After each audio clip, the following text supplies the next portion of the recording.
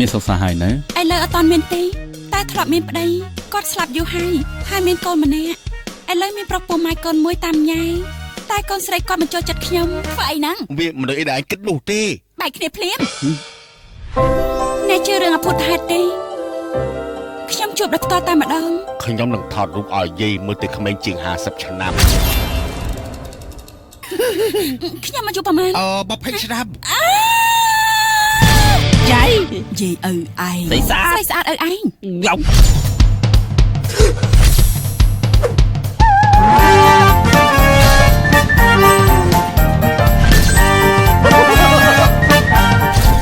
គឺខ្ញុំពេញចិត្តចំពោះខ្លួនរបស់អ្នកខ្លាំងណាស់ឈប់ខ្